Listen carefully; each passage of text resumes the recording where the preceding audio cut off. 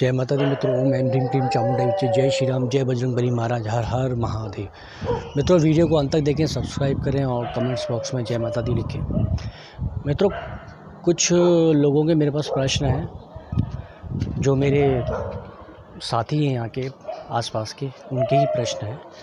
उनका ये प्रश्न है कि जो आपने कल दुर्गा चालीसा की जो आपने मुझे जो साधना बताई थी, उसमें जो संकल्प लेते हैं चावल और फूल और दक्षिणा के साथ, तो उसका क्या करना है, प्रसाद कैसे कहाँ वितरण करना है, और हम अपना ध्यान अच्छी तरह केंद्रित कैसे करें, तो मैं आपको बता देता हूँ जल्दी से। पहला तो आप संकल्प लेते हैं चावलों का, फूल का और जो दक्षिणा का, वो आप संकल्प लेने के बाद उसे छोटी सी कटोरी में रख कर और माँ भगवती के चरणों में रखें। वहीं संकल्प को वहीं रख दें जब तक आपकी साधना वो ख़त्म ना होए, चाहे वो 40 दिन की हो या लंबे समय के लिए हो। पहली बात। दूसरी बात, प्रसाद में माँ भगवती की जितनी भी साधनाएं होती, चाहे दुर्गा चालीसा है, चाहे मंत्र जाप की साधनाएं होती है, उसमें एक हिस्सा गाय के लिए होता है, एक हिस्सा कन्याओं के लिए होता है, और बाकी आप घर पर ले सकते हैं।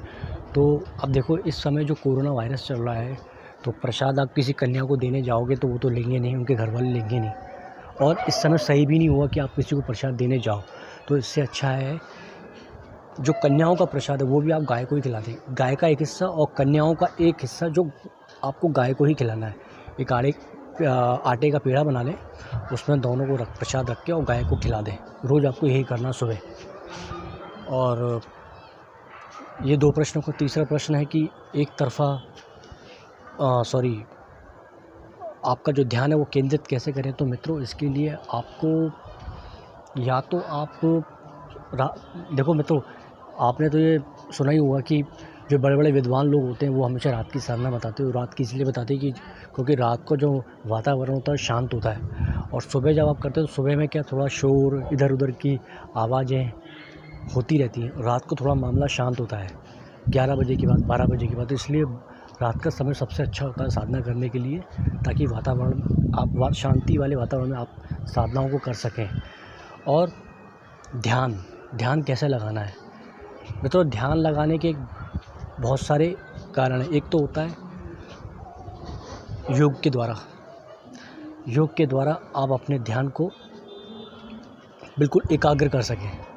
एकाग्रता तो अब अगर योग कर सकते हैं तो बहुत अच्छी बात है। योग के द्वारा भी आप एकाग्रता अपनी बढ़ा सकते हैं, उलोम विलोम करके, कपालभाति करके, या फिर जब आप साधना पर बैठते हो तो अपने भुक्टियों के मध्य में उस माँ भगवती की तस्वीर को स्थापित करके आप उसका ध्यान करें। एक तो ये तरीका है। और तीसरा तरीका है त्राटक करते हुए। जब आप साधना काल में जब आप जोत जलाते हैं माँ भगवती की, तो उसकी तरफ त्राटक करते हुए आप ध्यान लगा सकते हैं। जितनी देर दीपक जले उतनी देर आप उस साधना को कीजिए। लेकिन मित्रों, उसमें एक चीज़ है, अगर आप त्राटक करेंगे तो आप त्राटक डायरेक्ट ऐसे शुरू नहीं करते। त्राटक के लिए पहले थोड़ी प्रैक्टिस करनी पड़ती है, नहीं तो फिर आपकी आँखों को प्रॉब्लम हो सकती है। हमेशा पहले शुरुआत 5 मिनट से होती है। आप किसी दिए को या किसी बिंदु को, आप अपनी साधना काल में कोई ऐसा बिंदु भी बना सकते हैं जिसकी ओर देखते हुए आप ध्यान और जप कर सकते हैं। लेकिन उसके लिए आपको पहले प्रैक्टिस करनी पड़ेगी। बिना प्रैक्टिस के आपको तकलीफ़ हो सकती है, पीड़ा हो सकती है। तो पहले आप त्राटक को प्रैक्टिस कीजिए, अनुभव कीजिए। 5 मिनट से शुरू कीजिए, 5 मिनट, 6 मिनट, ऐसे धीरे धीरे अपना टाइम बढ़ाइए। जब आपका टाइम बढ़ जाएगा तो फिर आप अच्छी तरीके से त्राटक करते हुए मंत्र जाप और साधना कर सकते हैं, बिल्कुल कर सकते हैं। और मित्रों, त्राटक के तो बहुत सारे फ़ायदे, मैं आपको क्या बताऊं। हमारे परिवार में दूर के एक हैं रिश्तेदार हैं, उनका एक बेटा है, 9 साल का बेटा है। वो 6 साल से त्राटक करता है ज्योति पर। उसके फादर ने, उसके पिताजी ने उसको सिखाया था त्राटक करना।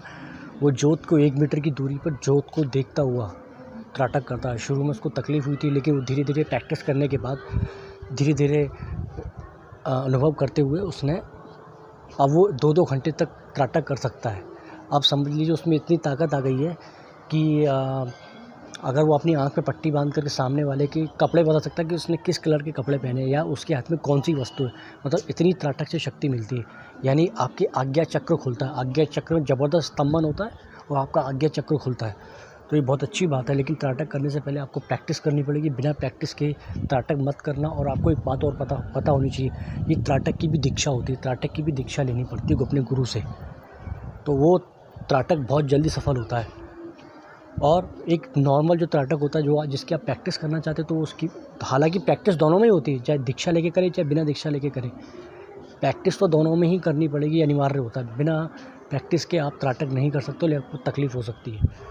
तो आप पहले त्राटक करके भी कर सकते हैं, लेकिन त्राटक के लिए आपको पहले थोड़ा प्रैक्टिस करना पड़ेगा।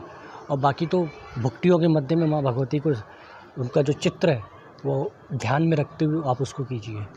वो क्या होगा, कभी चित्र में आपको कभी माँ भगवती थोड़ी बड़ी साइज़ की दिखाई देंगी, कभी छोटी साइज़ की दिखाई देंगी, कभी उनके जो आभूषण होते हैं वो दिखाई देंगे, कभी नहीं दिखाई देंगे, कभी वो तस्वीर आपके सामने से हट जाएगी, आपकी भक्ति के मध्य से ध्यान में से कभी आ जाएगी। इस तरीके से वो आपके संग होता रहेगा। ये शुरू में सबके संग होता है, बाद में जब आपका एकाग्रता बढ़ती है तो एकाग्रता फिर उसी पे लगी रहती है। और योग कीजिए मित्रों, योग के बिना तो एकाग्रता थोड़ा सा टिपिकल है, थोड़ा टफ है, तो योग भी कीजिए।